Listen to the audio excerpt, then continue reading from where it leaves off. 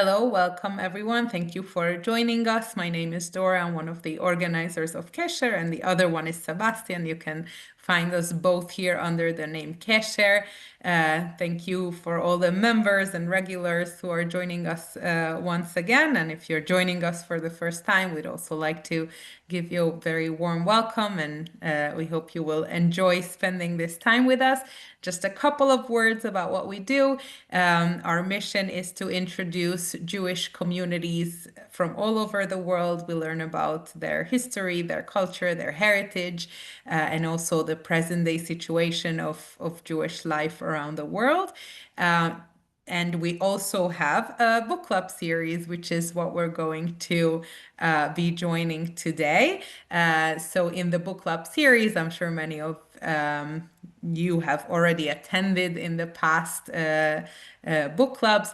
We invite authors who have Jewish themed books that somehow also reflect on the theme of Jewish life, Jewish heritage, Jewish history in different places in the world. Today, we are very happy to welcome Julie Brill, who has been collecting family stories since she was a little girl, with so few Jewish survivors and descendants from Belgrade, Yugoslavia.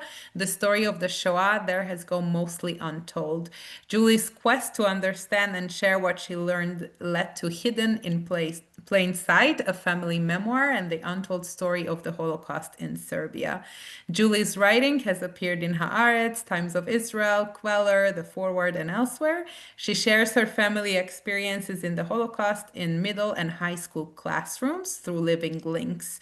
The mother of two adult daughters, Julie lives outside of Boston.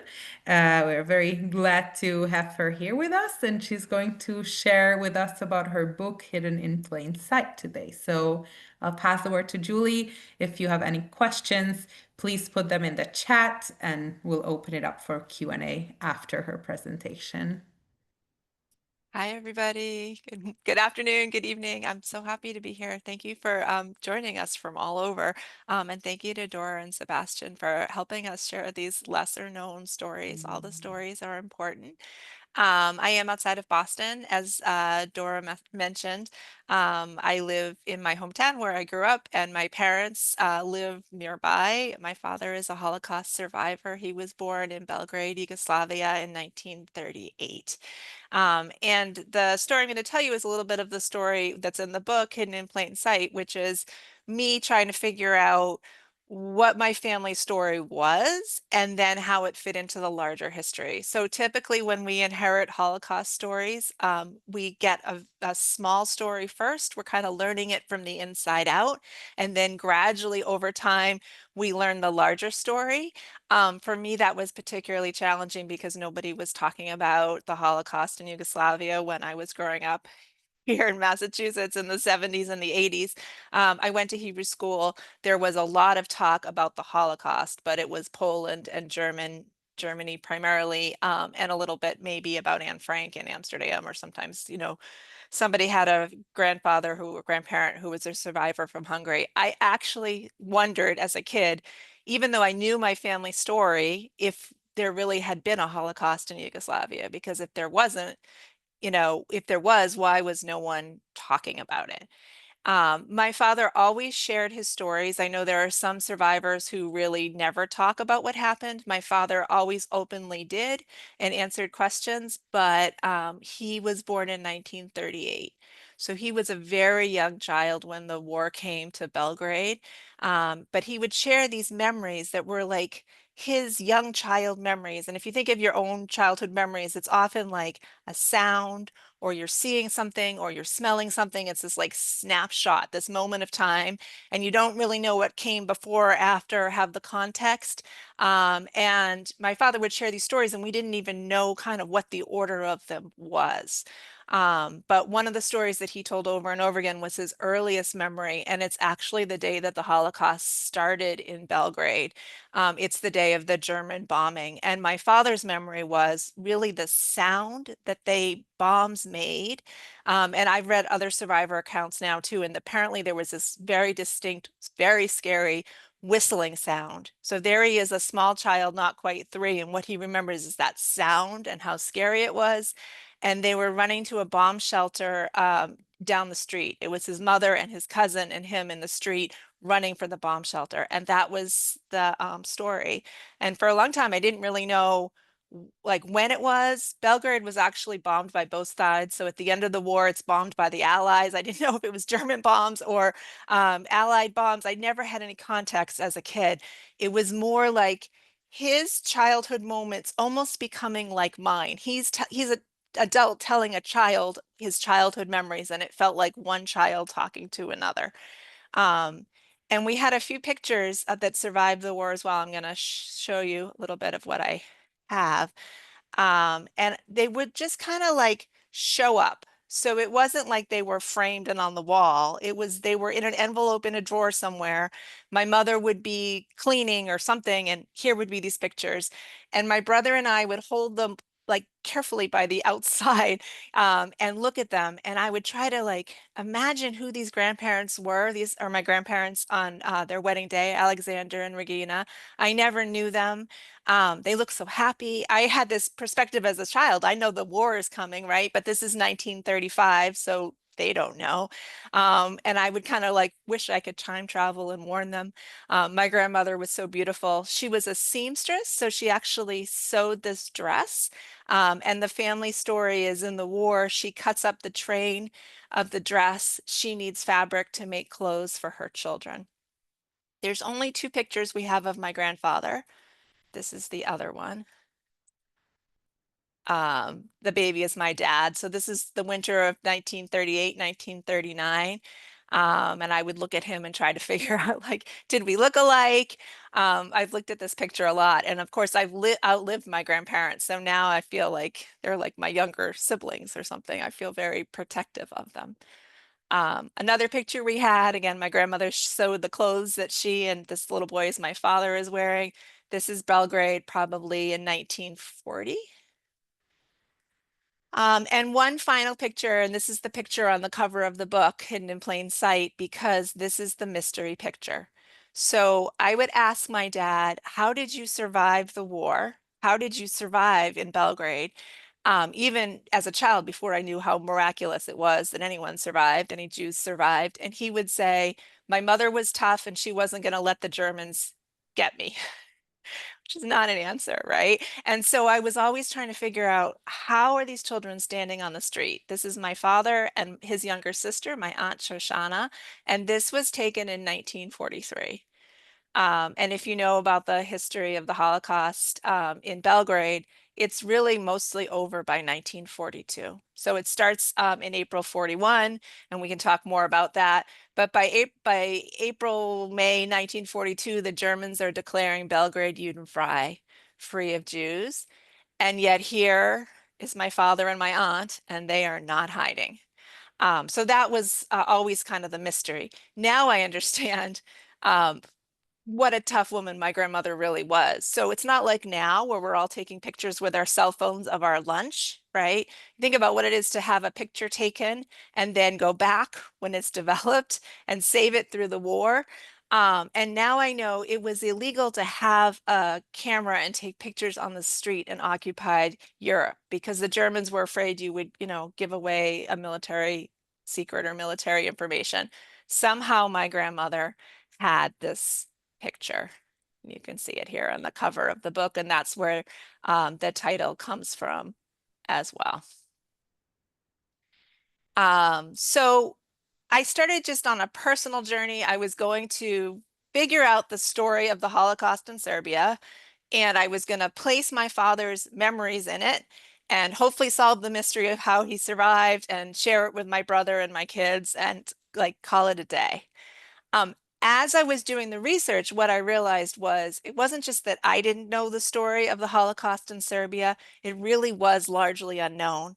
And at one point, I went to the US Holocaust Memorial Museum, which is a huge museum, right? Our biggest museum here in the US for the Holocaust, one of the largest in the world. and I went to the gift shop, and the books were arranged alphabetically by country. So I kind of walked down the line to get to Y for Yugoslavia, and there is no Y for Yugoslavia. Like they didn't have a book on the Holocaust in Yugoslavia. And that's when I started to think, oh, this is more than just a family story. This is really a story that should be told. And the whole time I was writing it, I started in 2017. I kept saying to people, maybe someone will like beat me to the finish. Maybe somebody else will come out with a book about in English, of course, about the Holocaust in Serbia. And then I will just like put this in a drawer and share it with my grandchildren someday. That's all I need. But no one did that. So I kept going, I kept going. And I got the answer to the question I'd had as a kid, which was, why does nobody talk about the Holocaust in Yugoslavia? There's something called the Auschwitz principle. That's the historian Timothy Schneider. And he talks about how Auschwitz is famous for being such a horrific place. There had never been murder on that scale in one place before in the history of the world. But the paradox is because it was so large and because it was also work camps, there were tens of thousands of young Jewish survivors. They were mostly in their teens and 20s when they were liberated, and many of them went on to tell the story and tell the story, over decades and decades. So we know that story. The stories we don't know are the stories where the killing was complete or nearly complete. And that's the case in Belgrade, where there just wasn't a tremendous Jewish population to start with, and there just weren't that many survivors and descendants to tell the story. I also learned through my research, and you all may know this, but it was surprising to me given my own Holocaust education. Most Jews did not die in places like Auschwitz. They didn't die in camps. They didn't die by gas.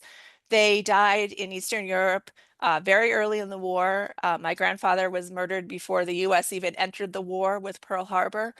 And they died mostly by bullets and mostly close to where they lived.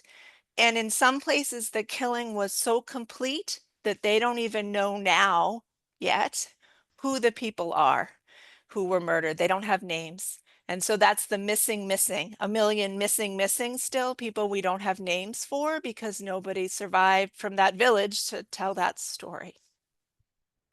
So I was collecting these stories from my dad from when he was little. I told you about the bombing. When they came back 3 days later, the bombing was over. My father remembers seeing a plate, and the plate was on the ground, on the floor, and it had split neatly in two. So my grandmother, as they're running out of the home, has the presence of mind to put the plate, it had cookies on it, so it's interesting to a young child, on the wardrobe, and the vibrations from the bombing, it fell on the floor. And my father is fascinated that it didn't shatter like a cup he had dropped, it just split in two. And as a kid, I was right there with you. Like, yes, Dad, how did this plate just split in two? A plate with cookies, a special plate? And now I think as an adult, wow, that's like as much as his child, his not quite 3-year-old child could understand, right? He must have seen so much death and destruction. Dorchel, where my family lived, which is the Jewish neighborhood, was specifically targeted by the Germans. So, I mean, he must have seen all kinds of horrible things coming home. And what he remembers is just that plate, right? And all of his memories were like that, these snapshots, peeking out the window. His mother had told him not to, peeking out their front window and watching the Germans march by in pairs and looking down on them, seeing the tops of their helmets. Fleeing the city, which a lot of civilians did after the war. There was no working sewer system, and they were walking out to the countryside on the railroad tracks with lots of other civilians from Belgrade. So these like little images, and I'm trying to understand how does that fit into a larger story. So I want to just share with you a little bit about the story of my grandfather, Alexander. I've showed you the two pictures that we have of him. He didn't run. He had two brothers who ran somehow in the very early moments of the war.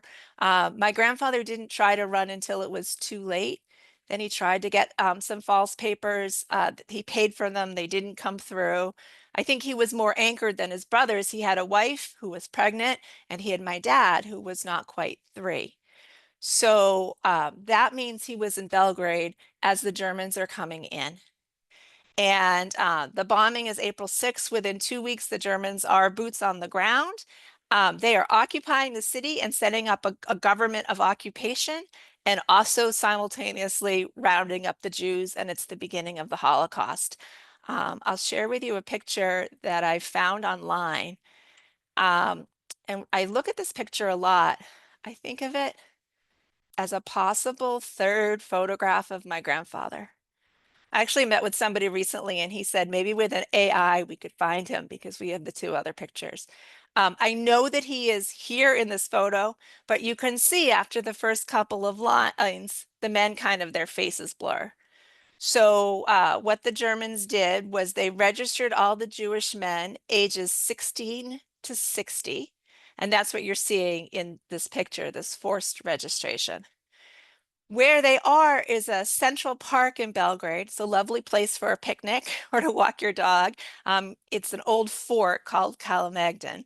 And they rounded up all the men who, of course, know it's bad and yet also can't imagine. We didn't have the capacity to imagine, right? The scale of what might be coming next. I know my grandfather is in this picture because this is the registration list. Here he is, number 182 with his address. Salenska 8. And I've looked up some of these different men and, with Google Maps where they lived and who they were. And I'm sure that my grandfather had known many of them for most of his life. Another document. This is a street pass. My grandfather's name is on it with some of his neighbors. And if you see the date here, in the US, we put the month first, but Europeans write it the 4th month, the 21st date, right? So it's April 21st, 1941. They started the bombing on April 6th. And by the 21st, 15 days later, they already have the men registered and they have work assignments. So my grandfather's work assignment was sewer repair. So, there was a curfew for Jews. They weren't allowed to be out on the street, except the men had to report for the slave labor. So they had street passes. My grandfather had been a clerk before the war.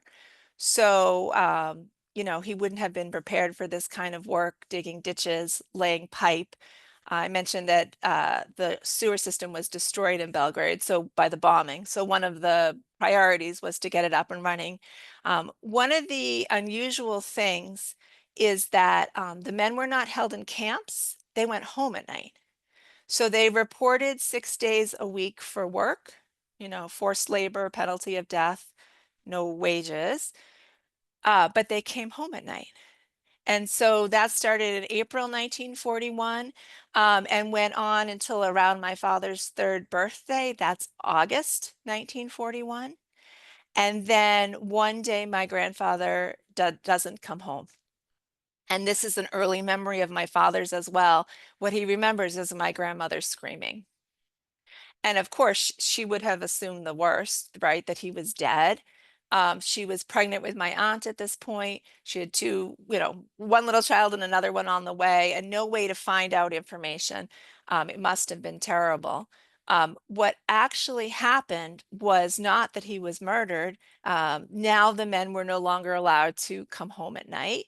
They were held in a camp in the center of Belgrade.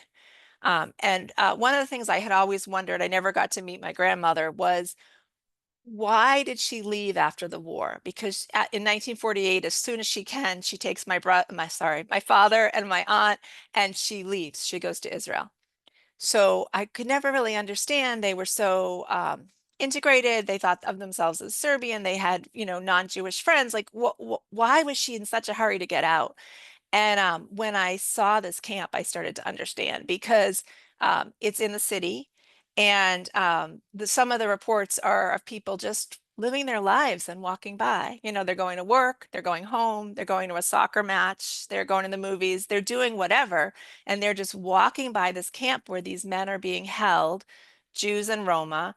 Not criminals. They haven't done anything illegal, being held under these horrific conditions. When we first went to the camp in 2017, my father, my daughter, and I, there was no sign. And the camp was really, it's like whatever the opposite of a museum is. It was in terrible disrepair. So a small overgrown lot with stray dogs walking around, two buildings that were just kind of crumbling into the ground. And people walking by, and my feeling was they still don't know what happened here.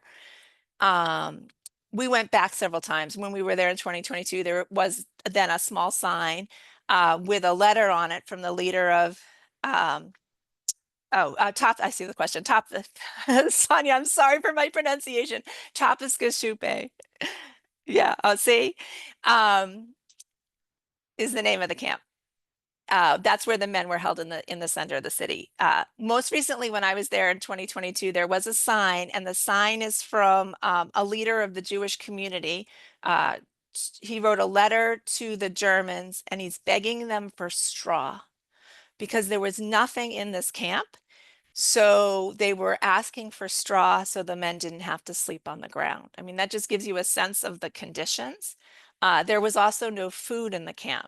So the men who were held there were reliant on female Jewish family members to bring them food. And my grandmother did that. Um, and my father has these stories of her going to the camp and bringing food. And that was part of why I always wondered, like, what was the story? It was not the story we had heard, in religious school about, cattle cars and train tracks and camps that were far away. This was one she could walk to. Um, and then there was a day, we know now we have a date, but my father didn't have a date before. It was probably in November of 1941. My grandmother comes to the camp, and the camp is empty. The gates are open, and my grandfather has just disappeared. Now, something to know about my grandparents is it's a love story. They met at a dance hall. My aunt told me my grandmother was a few years younger than my grandfather. She was dating somebody else, a soldier. And she met, it sounds so magical. I mean, maybe my aunt is a romantic, but she met my grandmother met my grandfather. They're in their 20s. She breaks up with this soldier, and they're just in love. It's just like feels like it's meant to be. And my grandmother carried that her whole life. So she chose to believe the rumors when the men had disappeared was that had been moved elsewhere for labor. The Reich wanted them to do something somewhere else. And that made sense. My grandfather is in his early 30s at this point. He had been healthy before the war. It made sense that they were just moving people around. Uh, the reality, and we have the documentation for this through my research, was that my grandfather was probably murdered on that day that he disappeared. They had a system going where the Germans would murder 100 civilians, not always Jews and Roma, but they were easy to collect from this camp. Um, for every time a partisan shot a German soldier and killed him, they would kill 100 civilians. If this German soldier was only wounded, they would kill 50 civilians. So they went through this captive, easy access Jewish population in that way. And we now actually have a day that he died, a yahrzeit date, which we never had. I mean, most people with Holocaust victims and their families don't have that. We have that. But my grandmother never knew that. And she, all her life, was waiting for, my grandfather to come back. She really believed that that would happen. So when I was a kid and my father would tell me these stories about Belgrade, it sounded fantastical. He would talk about this Fort Kalamagdan in the center of the city. He would talk about his great grandfather that was the doctor to a king. There was always like kind of this like, it sounded like a little surreal. Um, and a place we could not get to, like Oz. I don't speak Serbian. We had my father coming to the US to Boston and working like an immigrant. There wasn't extra money for travel. There wasn't time. There was communism. There were the Balkan Wars. There were always these things that were keeping us from being able to go there. And then I'm going to read you a passage from the book and share this with you. But there's a moment in time, and it's 2017, where we realize Belgrade, sounds so ridiculous to say it loud. Belgrade is a city you can fly to. They sell plane tickets and you can go there. This is the picture my daughter and I sent to the rest of our family. Like we are going there. This is happening. This is 2017. So that's the setup for the little part I'm going to read. It's very short. And it's right at the beginning of the book, but it's this moment where we're on Google Maps and we're thinking we can go here. So we cruised down the narrow street of Dorchel, Belgrade's Jewish neighborhood, with Google Earth Street View, searching for the house where my father lived before World War II. His family stretched back at least 4 generations in that Serbian city until the Holocaust snapped the links in our chain. My 20-year-old daughter, Rebecca, sits on a tall chair at the kitchen island of my parents' home, navigating on her laptop. My father sits beside her, leaning in to see the images. I stand behind and look between them. The back of my father's head is gray but not balding, shaved military short by my mother, a contrast to Rebecca's long dark curls. Although my father left the country almost 70 years ago, he is sure of the address. He remembers the 2-story row house he lived in with his parents and his uncles at Solinska Ulica 8. From the front window, the 3-year-old boy, who would grow up to be our family's patriarch, could see the tops of the helmets of German soldiers patrolling his neighborhood in pairs. I imagine a dark-haired boy standing on tiptoes, lifting a corner of curtain to peer out, wide-eyed, at the scary sight of armed occupiers goose-stepping past. His mother had forbidden it, so it was a naughty thing to do. Rebecca leads us virtually up and down the street, but we can't find my father's childhood home. Looking at the computer screen, it's as if I'm in Dorchel, a Jewish neighborhood now stripped of its Jews, watching out the window of the Google car. I see pedestrians and parked vehicles that happened to be there in a moment and now dwell there permanently. We spot Hebrew writing on one building and a Star of David on another. We roll by the synagogue and the Jewish community center where my father, grandmother, and aunt lived after the war, in a single room in an apartment with 4 other survivors, including a rabbi. Back and forth, but the home my father remembers seems no longer to be there. It almost feels like technology should allow us to scroll, not just across the world, but across time. There should be a button to click for a street view of Dorchel circa 1938. So somehow for us, seeing it on Google Maps made us feel like we could go there. I've actually been 3 times with my dad, but the first trip was with my dad and my daughter, Rebecca, and we went in 2017. So there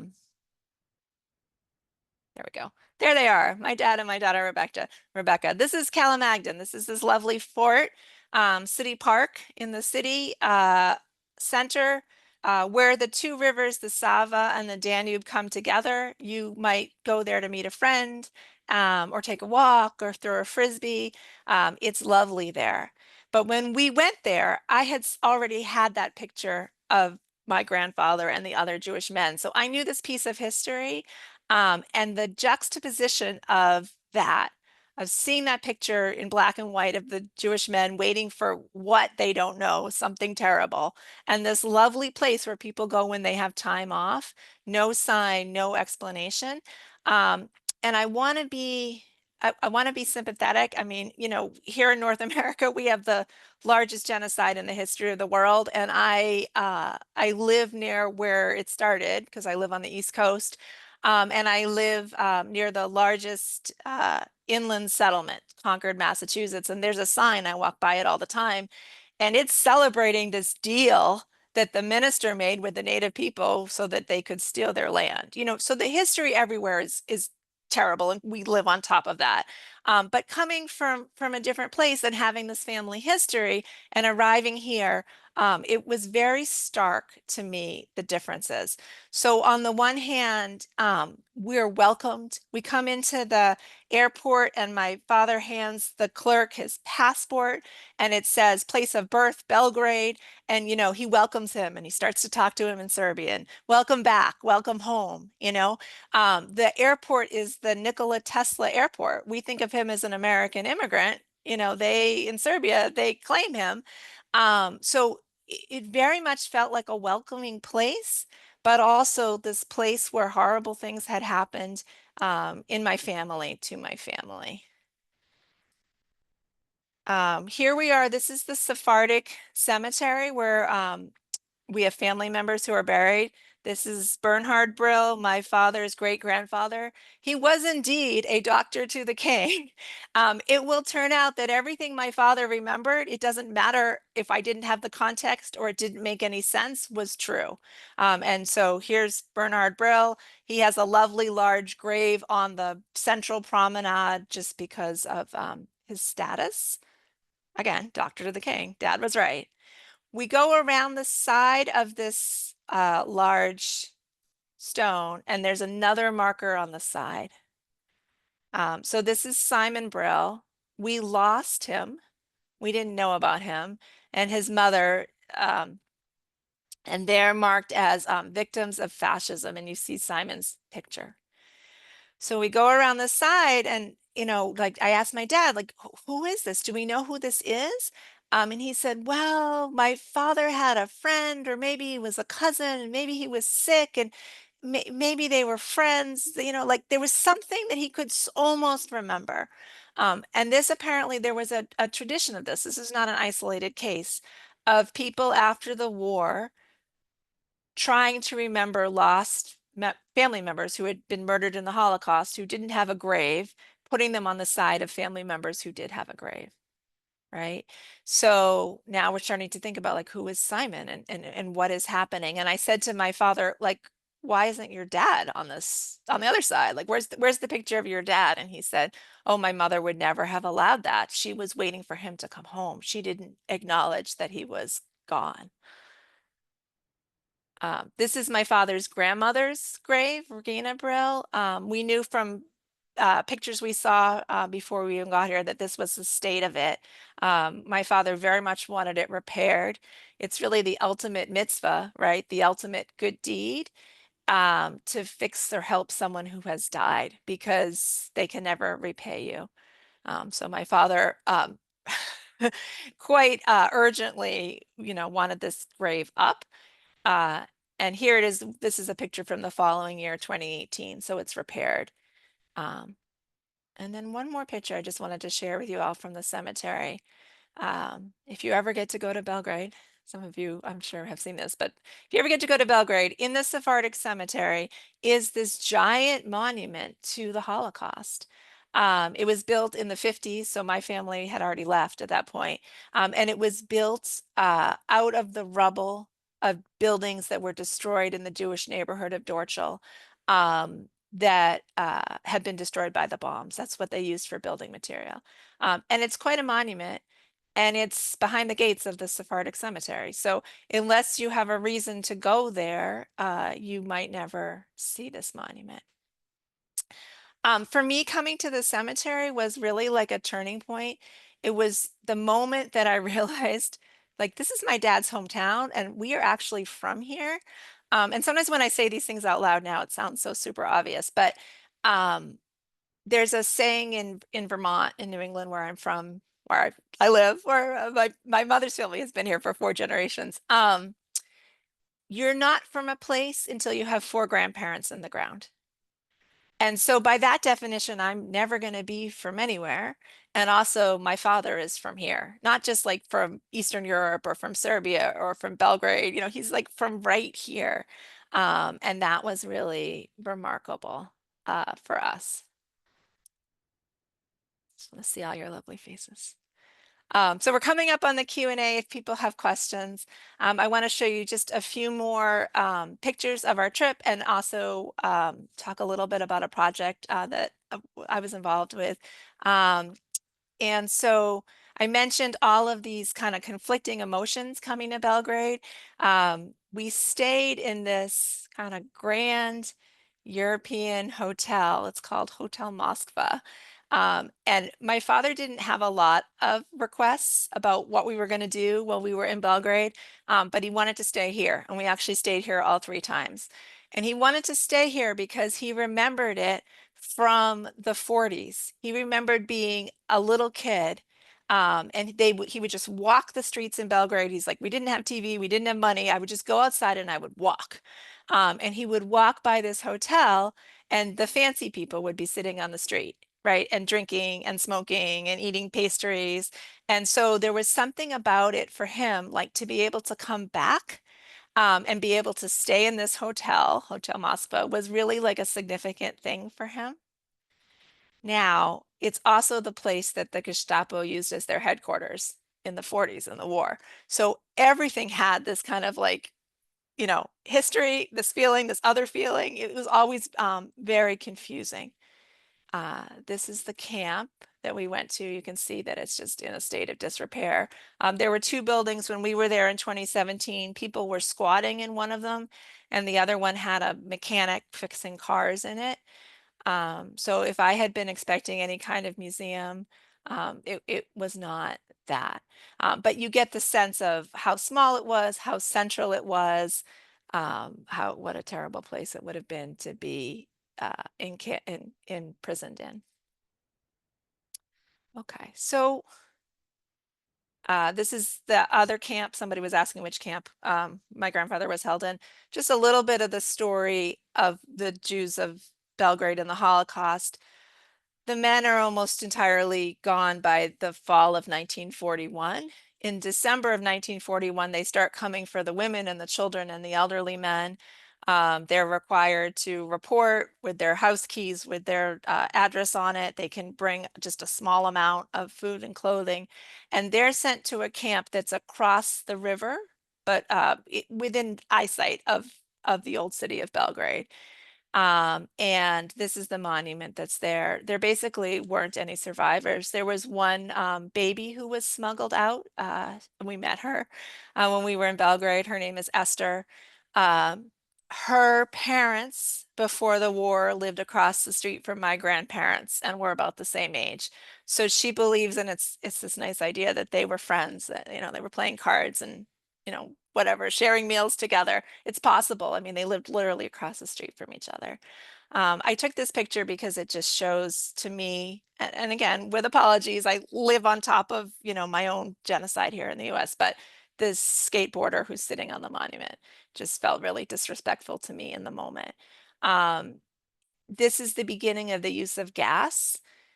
So the women and children, the elderly men who didn't succumb in the winter 1941-42 to cold and hunger and disease, it was a particularly cold winter, were murdered in the spring, and they were murdered using mobile gas vans. So they had used that in Germany with disabled people. Now they're exporting that. This is before the gas chambers, of course. They're exporting that to Belgrade. And the vans only worked when they moved. So they would load the people up, they would tell them they were going someplace better, and they would drive through the streets of the old city. And then till everybody had suffocated, and then they would be buried in a mass grave. So that's the story of most of the Jews of Belgrade. It's about 90% were murdered by the spring of 42. This is where my dad lived on Solinska Street. It's his building is gone. They've taken it down. It's actually a pretty central neighborhood. So there are bars and clubs and restaurants. They have built a new building here. It's the one all the way on the left. But we stood outside where he lived, and I tried to capture new memories in the way that, place can sometimes capture memory. And again, this feeling like, do people know the history? I very much wanted some sort of marker for my family here. You can, if you're looking closely, there are signs that it was a Jewish community. There is still a Jewish building there with a museum and a school and apartments and Jewish offices. It's not that there's no Jewish community, but it's not the vibrant Jewish community would have been before 1941. So it's sort of this feeling like, the city has moved on, a Jewish neighborhood without Jews. I had seen in Western Europe these, they're called Stolpersteine, apologies to German speakers. They're translated into English as stumbling stones. So these little stones that you could fit in the palm of your hand, and they are the largest decentralized monument in the world. They go outside the last voluntary residence of Holocaust victims and survivors. And one of the goals of the German artist is to reunite symbolically families, people who survived and people who didn't. You walk by and there's not a lot of information on these stones, but it's enough to get the idea. It's always in the local language, the name of the person, the year they were born, the year that they died, and like a line of what happened to them. And so I had this idea that I would just get some of these stones, like kind of with some American optimism. And many people who actually understand the situation much better than I do have said to me since, yeah, we didn't think that was a possibility at all. Um, so that was 2017. This is 2022. It actually happened to be on my grandfather's birthday. I was very lucky to partner with a local organization. Sonia, who runs it, Haver Serbia, is here tonight. And somehow the impossible happened through a lot of hard work and a little American optimism. And I don't know, can you say good luck? Is it luck? Here we are on a very, very hot July day. There's my father holding his father's stone, and there you can see the artist putting it into the ground. There's just one stone there at Solinska 8. We're hoping to get other stones. My father lived with both his parents and his uncles here before the war. They should all have stones. So it's a work in progress. But the first 10 stones went into the capital city, Belgrade, in 2022. And there's my grandfather's stone. So, and I think I'm going to leave it there. I would love to answer questions and talk about whatever it is you all want to talk about. Thank you so much, Julie. Thank you for sharing this story and the research that went into this book. And thank you everyone for being here and being interested and curious. And of course, tomorrow we'll share you, or maybe even today we'll send it out, the link where you can buy the book. It's Julie's website, and also the recording of this session. So you will, we hope many of you will feel encouraged to learn more and get her book and read it and understand the details. There were some questions about the Sephardic story. Was your family Sephardic, or who in your family was Sephardic, Yes. and how was the Sephardic community in Serbia? Did they speak Ladino, or if you want to mention a bit about this part? I'm happy to. We are Sephardic. That was a surprise to me. It was also a surprise to my father. It shouldn't have been. I mean, Belgrade was a Sephardic center for hundreds of years. The first Ladino press was in Belgrade. And then in the 1800s, a much newer and smaller Ashkenazi community came in.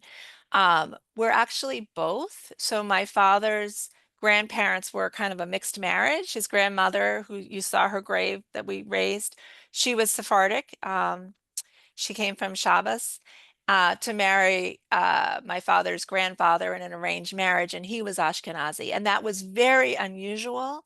But the feeling and what people have told me, I think this is true, was that even though they came from different communities and the communities had been very separate, so separate languages, separate schools, separate synagogues, and separate cemeteries, um, they would have been a Sephardic family, even though my great grandfather was actually entirely Ashkenazi. And one of the signs of that is my father is named for his grandfather. They both were Heinrich. And the tradition in Sephardic families was the first male child was always named for the paternal grandfather, and they did that. And Heinrich, the senior, the grandfather, was alive. He was at my father's bris. So, usually Ashkenazi families don't do that. And so I was always like puzzled by that. It's just a small piece, but I was trying to understand. And the answer is we are Sephardic, we're also Ashkenazi, but that's why we're in the Sephardic cemetery. The Sephardic cemetery is the much larger of the two Jewish cemeteries in Belgrade. And they put pictures on the graves. I'd never seen that before, but you can go and see what people looked like. So that was really was a nice part of the whole experience. Thank you. And one of the participants shared that he actually does research on Sephardic Jews in Yugoslavia and Greece, and we can connect you Please later. reach out to me. One of the wonderful things about doing these talks is I have literally found cousins, and anybody who's Jewish and from Yugoslavia is kind of a cousin, presumed cousin until proved otherwise. There was a lot of intermarriage, and we literally might be cousins. Thank you. So there were a few questions about how did your father survive and how did your grandmother manage to hide the children? If you want to give a bit more details about that. Yes, I'm happy to. So, another part of the story that we didn't know, apparently my father knew, but was a total surprise to my brother and my mother and me, was that my grandmother converted. She had been Catholic, she'd been raised Catholic, and she converted to marry my grandfather. And my understanding was there was some of that intermarriage in the interwar period. And in Yugoslavia, or in Serbia, because of the influence of the Orthodox Church, the woman always took the religion of whatever the man was. So she converted to marry my grandfather. Um, excuse me. But that is how they were able to survive. So after my grandfather disappeared, my grandmother takes the children. By this point, my aunt is born as well, and they get out of Dorchel, out of the Jewish neighborhood, and they go not far, but far enough. Now it's a suburb of Belgrade, but they go to a horse farm where her grand my sorry, my grandmother's mother, my dad's grandmother, if you're still with me, is running this horse farm, and they're kind of hiding in plain sight. They're able to, my dad has nice memories. They fished in the river and they collected eggs from the chickens, and there was a garden, and, um, live on this farm. But some of the stories that he tells, you get like kind of an inkling of a more sophisticated understanding. So he remembers the German soldiers on their time off would come and ride the horses and pay for that, experience. And the partisans were coming at night, and they were using the space between the horse stalls that was filled with sand to hide weapons and supplies. So there was a lot going on the farm. Thank you. I see many comments. I'm trying to see if there are more questions. So please, everyone, feel free to add more questions about the book or about Julie's work. And I'll use this moment to ask Sonia if you want to share anything from Haver and the work you're doing in Belgrade. I mean, thank you for the space, Julie. Thank you for first of all, beautiful book. And I'm really grateful when Julie wrote this book, because there are some books about Jews of former Yugoslavia, but I think that the book that is written in English and the book that will reach so many people, we never had something like that. So Julie, I'm really grateful for that. I actually wouldn't use this space to say what we are doing, but we are based in Serbia, and there is a Jewish community in Serbia. So if anyone wants to learn more or visit, please reach out to us. I think this is Julie's space, and I also heard that your father is coming soon with your brother. Maybe it's Yes. a rumor, No, but it's true. I will meet them My very soon, I hope. 22-year-old niece read the book Okay, and now wants to go to Belgrade. So there is a 2025 trip as well. Yeah. Thank you for great. everything, Sonia. I'm so glad you're here. But just, yeah, for the work that Sonia and Haver Serbia does is just miraculous. Thank you, Sonia.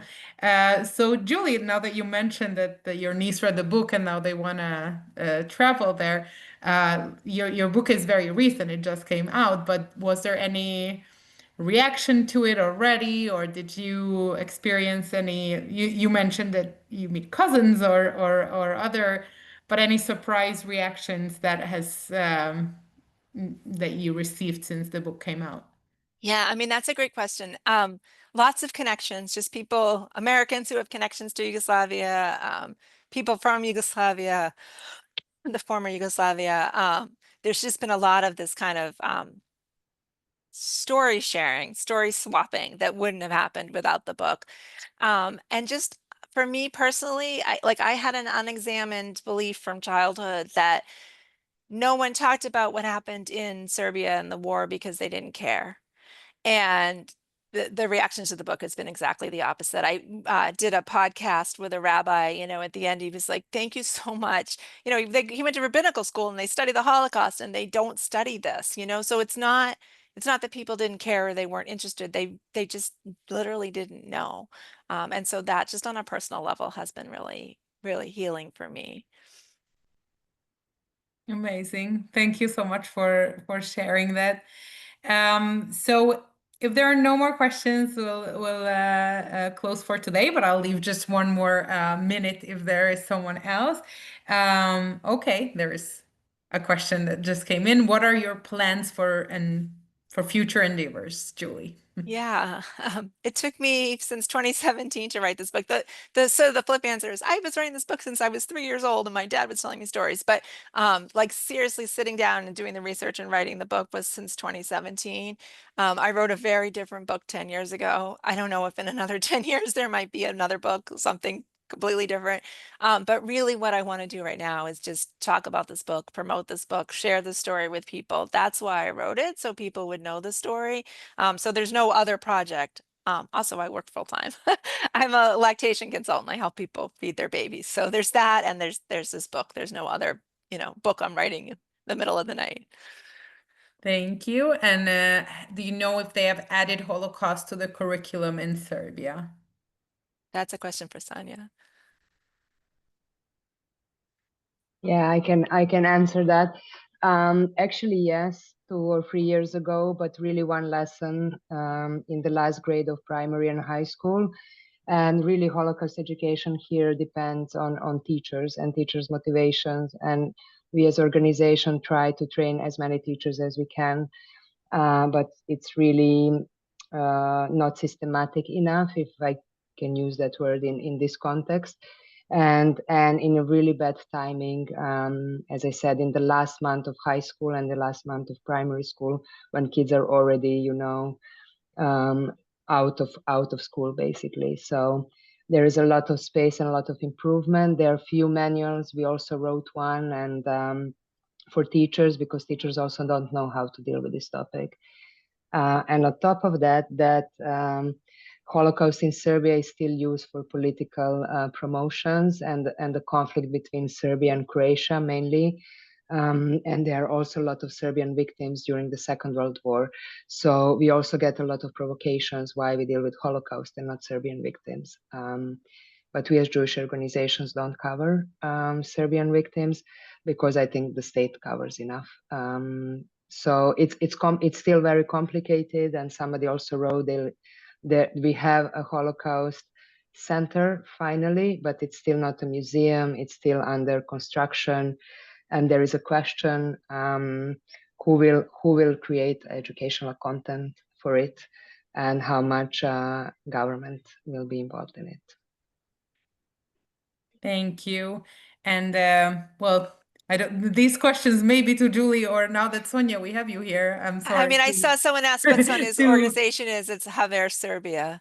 And I think another so question for Sonia too just came so in. both of you can, or either of you can answer. Is there a sense of solidarity among Jews from the various countries that were Yugoslavia? And I think that's an interesting question, both in terms of like from Belgrade and also Julie, for you, uh, from the US, if you meet, people from Croatia or Bosnia or other parts, if in the US there is a solidarity, and if current day Serbia there is a solidarity, that's both are. So I'd love to hear both of you answer that question. Yeah, Sonia, do you want to start? Oh my God, I was not prepared for this. Um, yeah, Sorry, actually, I Sonia, we'll mean, have to invite you back soon to do no, the full Serbia it's talk. great. Thank you. Absolutely, yes. I mean, the Jewish community always stay connected.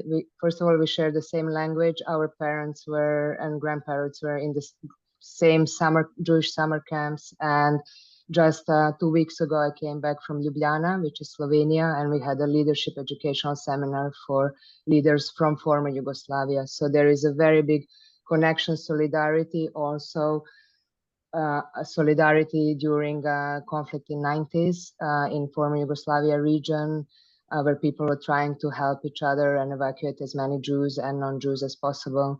So I would say that, communities are really helping each other. I would say at this moment, the most difficult place to be as a Jew is Bosnia. And Bosnian community is really, really struggling because of the conflict in the Middle East. And there are little tensions and differences of how you should approach the conflict. But I think this community went through so many things, and I hope people still will find, connection and solidarity and understanding why one community needs to do something in this political context again. But the bottom line, or the happy end of the story, is that people actually meet throughout the year on different events for all former Yugoslavia communities, which is, I think, beautiful. Thank you. Yeah. And Julie, I don't know if the reactions of the book and in the US, if you have some thoughts about this. Yeah, for sure. I think everybody feels connected and, connected to the story. And people have reached out to me whose families come from different places in the former Yugoslavia. I will say that the history of what happened during the war, I mean, the Germans come in and they split up Yugoslavia. There sort of is no Yugoslavia during the war. And so what happens to Jews there in the Holocaust very much depends on where you're talking about, and the stories are different. So what happened in Croatia was very different. They had a large concentration camp there where, as Sonia said, they were murdering Serbs, but they were also murdering Jews. And in the north, it's part of Hungary during the war. So the history of Hungary is very different. The Holocaust is mostly at the very end of the war there. So it depends on where you are, what the story is. Somebody was asking, was it not just Belgrade in the Holocaust? And it was all of the former Yugoslavia was affected. That was just my perception as a child that it hadn't happened there. It very much did happen there. I was telling you the story of Belgrade today because that's my family's story. Thank you so much. And I see that there are many other questions interested in specifically in Serbia. Really, we need to schedule something with Sonia very, very soon to do the full presentation, and we'll let you all know and when we have a chance to dive deeper into the Serbian Jewish community. But I'll end with a comment from Marjorie to thank you, Julie. This is a comment from one of the participants today. Thank you so much, Julie, for sharing your family stories. Wonderful, heartwarming, and of course sadness, but also joy. Learned so very much. Cannot wait to read your very special book. Peace, strength, and happy days to you and your family. So just wanted to Yeah. read that as a closing comment for Yeah. Thank you, today. Marjorie, and everyone. And thank you, everyone. I see that there are many comments, many thoughts, people sharing links, questions, experiences. Thank you very much, everyone, for sharing this and for being so involved and active and interested. We'll share with you Julie's website, so you will be able to find everything about the book, and I think also how to get in touch with Julie. Right, on your website, there is Yes. contact form. So if someone wants to be in touch, and we'll share with you also the Haver website, which is the organization that Sonia runs. And thank you very much, Sonia, for making it today and for adding with your answers to the presentation. That was very, very meaningful. And thank you for My being pleasure. here. And yeah, I just want to pass the closing word to Julie and thank you once again for being here and sharing your story with us. Thank you so much, Dora. Thanks for hosting me. Thank you, everyone, and we'll be in touch soon. And we wish you a wonderful rest of the day or good night, depending on where you are. Thank you, everyone. Bye. Thank you for joining.